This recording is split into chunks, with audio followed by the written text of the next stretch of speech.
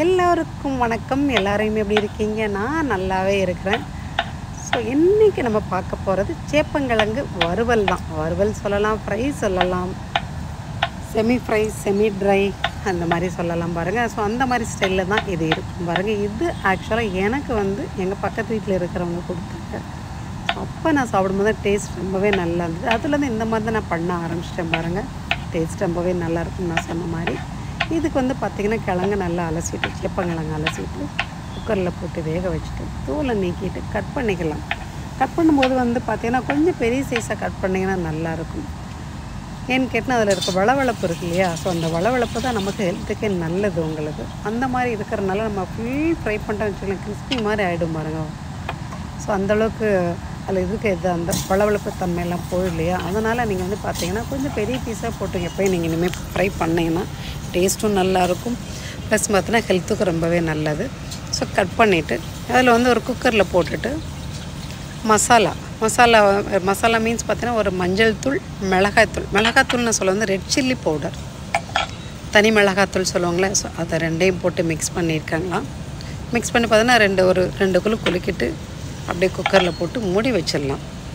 இது எதுக்குன்னு கேட்டிங்கன்னா, நம்ம அந்த மசாலா வாசனையெல்லாம் பார்த்திங்கன்னா நல்லா அந்த இது இல்லாமல் ஃபுல்லாக அதிலே போய் நல்லா வெந்துடும். அட் த சேம் டைம் பார்த்திங்கன்னா அந்த மசாலாவில் உள்ளே இறங்கிடும் கிழங்குக்குள்ளே.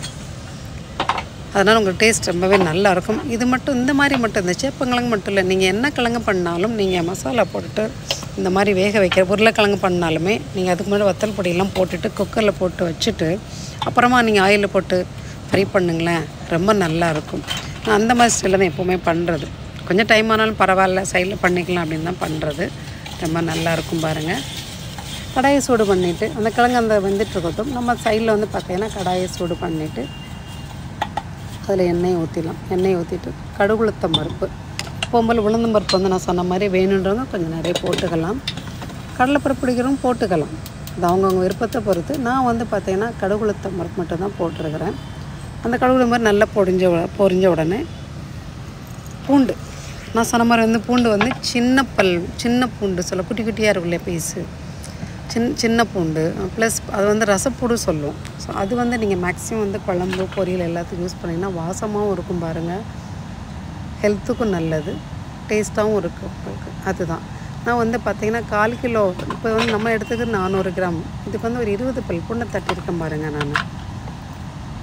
நான் அந்த தோலோடு நம்ம போட்டப்போ அந்த தோலோட வாசனையெல்லாம் நல்லா இறங்கி நல்லா இருக்கும் பாருங்கள். ஸோ தோலோடு தான் நான் தட்டி வச்சுருக்கிறேன். இங்கே 1/4 கிலோ பூண்டு, 1/4 கிலோ கிழங்கு வச்சுக்கலாம். பூண்டு தாராளமாக 10 பல் பூண்டு தாராளமாக நம்ம போடலாம். ஸோ அதில் வேறு எதுவும் மற்ற இதெல்லாம் அந்த வாசனை மட்டும்தான் இருக்கும் பாருங்கள். நீங்கள் அந்த மாதிரி பண்ணி பாருங்கள் நீங்கள்.